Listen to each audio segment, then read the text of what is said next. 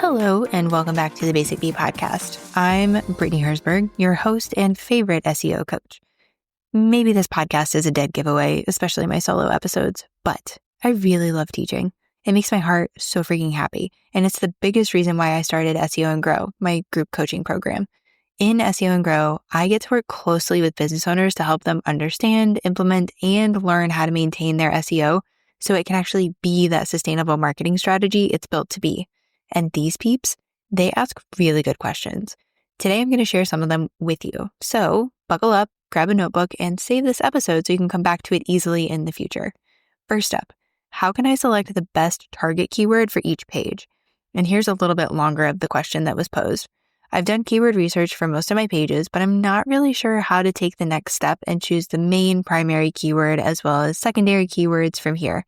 I think I'm on the right track with these, but let me know if you'd approach it differently. So you and I will imagine we're working on someone's services page. Let's say it's a podcast coaching page. One example you could end up with is something like podcast coaching services for entrepreneurs or podcast coaching services for B2B businesses. With any page, main website page or a blog post, you want to be specific. That is going to be your indicator of if you're choosing the right keywords for a page.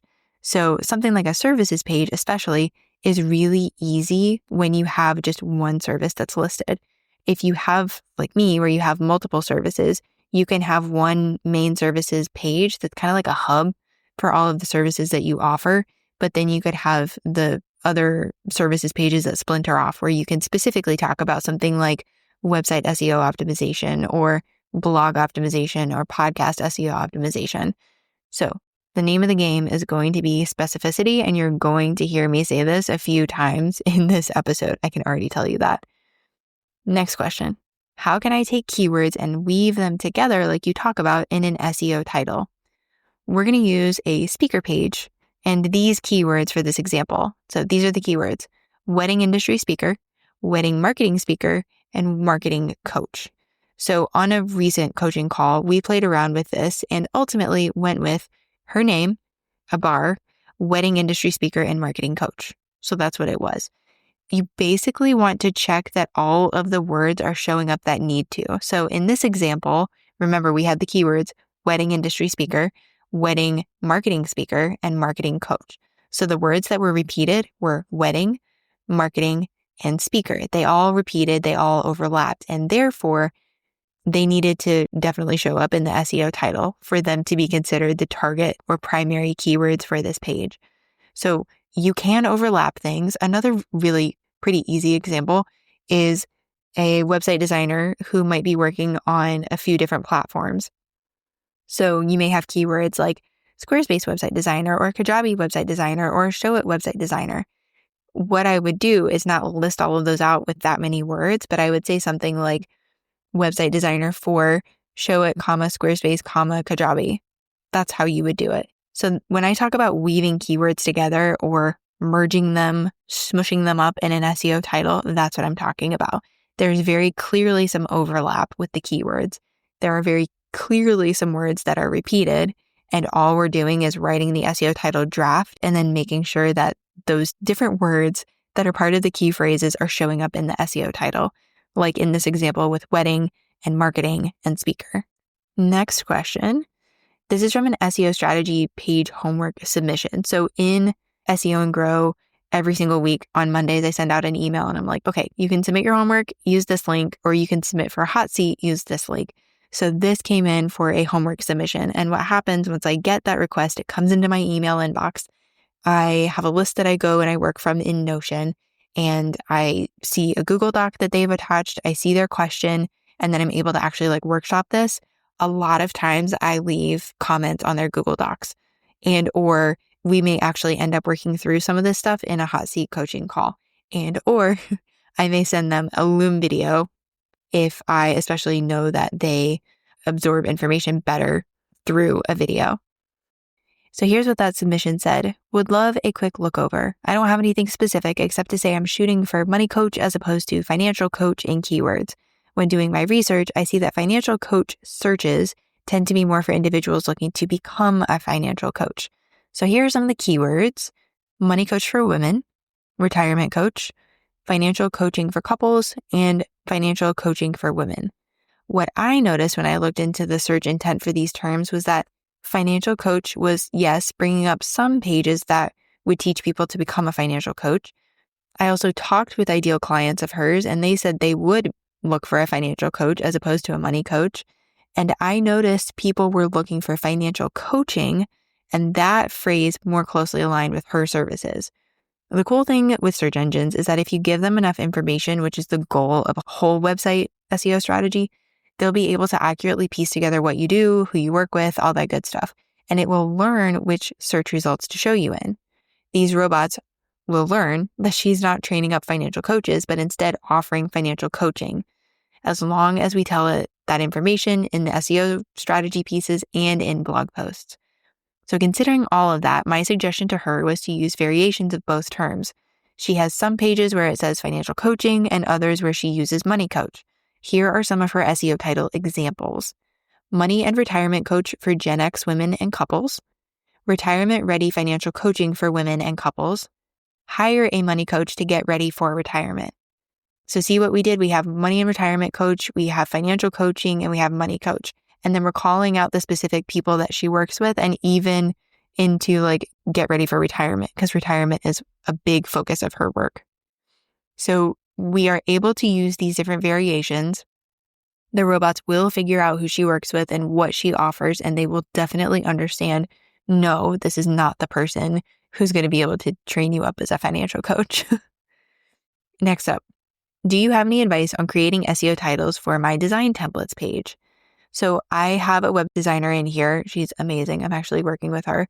And she has these templates, like she says, they're website design templates, and they're able to be used on Squarespace websites. So she's already come up with like the fonts, the colors, the vibe of the template, and then someone's able to just take that and use it. It's much more of a DIY option for designing and branding.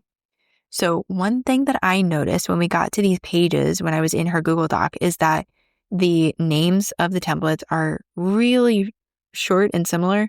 So they have names like Chloe and Sadie. They're so cute. And we were able to really easily swap them in and out. So when it came to looking at something for like an SEO title, I was like, we could just create a template for your SEO title for these web design templates. So we came up with this.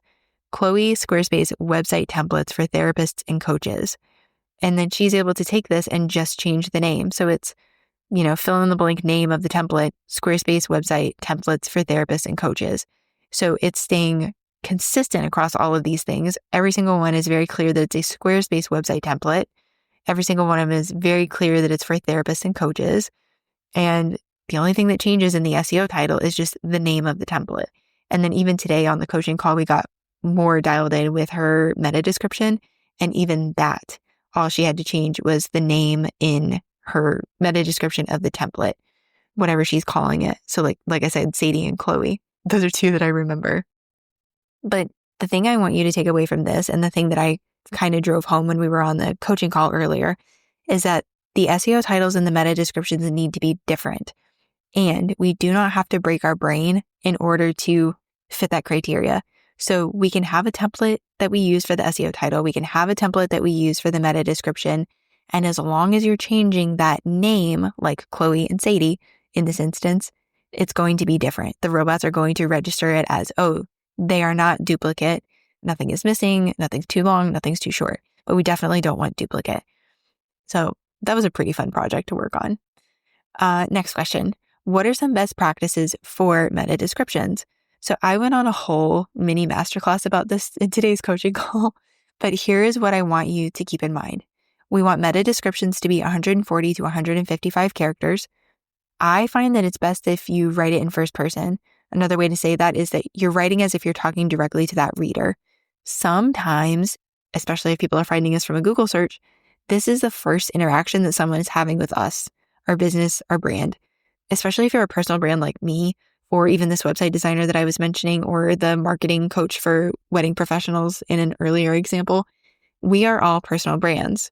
It's us that people are interacting with. I've had a lot of therapists come into my world as well. So this definitely applies for therapists because they're coming to you, like they're going to be seeing you for therapy, and they're going to be sharing some really vulnerable stuff. So the least we can do is write these meta descriptions as if we're speaking directly to that person. And then my biggest pro tip, come back in. If you drifted away, come back in. I want you to pull 1 to 2 sentences of copy from the page that you're creating this SEO strategy for. So whatever the page is, if it's a services page, if it's a template page, if it's a blog post, I want you to go to that page that you're creating the SEO strategy for. And I want you to find 1 to 2 sentences that really summarize what's happening here. This was coming up a lot on the coaching call today. You may find that you can get a little bit more specific with what is it that this person is looking for? What kind of help are they looking for? What kind of support? What kind of issues are they facing? What brick wall do they keep bumping up against?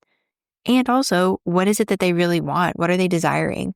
Do they want a beautiful website? Do they want clients finding and booking with them? What is that thing that they want?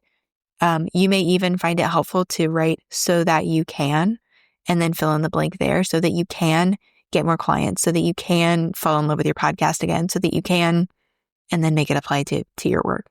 But those are huge tips for meta descriptions. So definitely come back to that. And then final question. What's your process like when you have keywords and you're coming up with an SEO strategy for a client?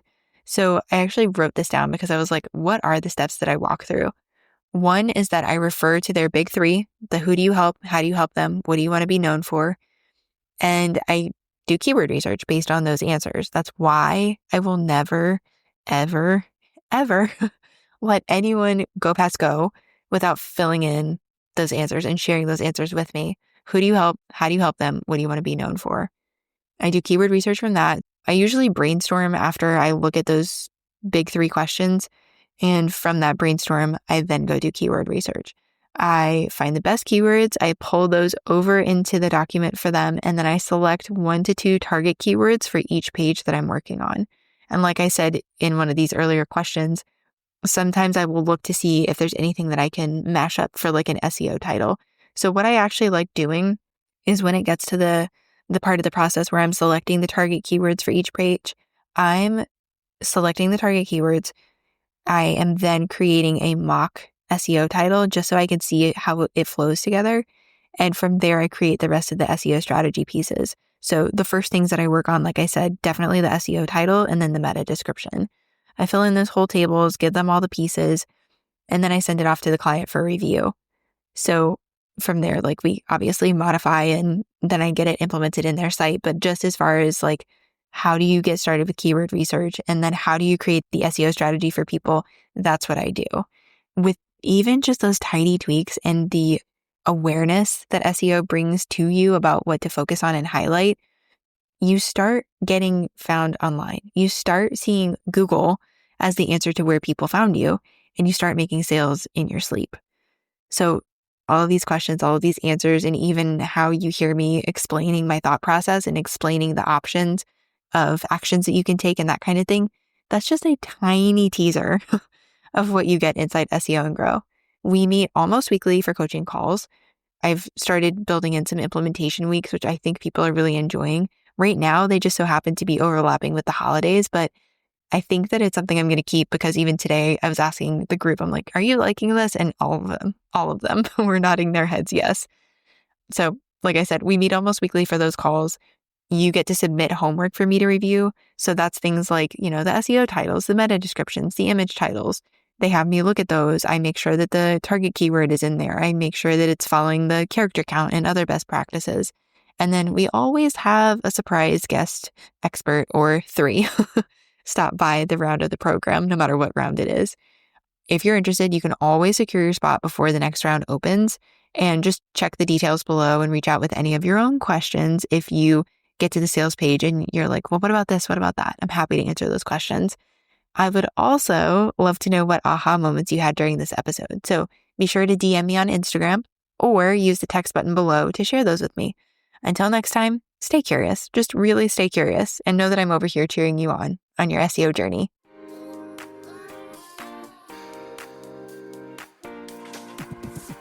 You've heard me talk about it, but how exactly does social proof support SEO?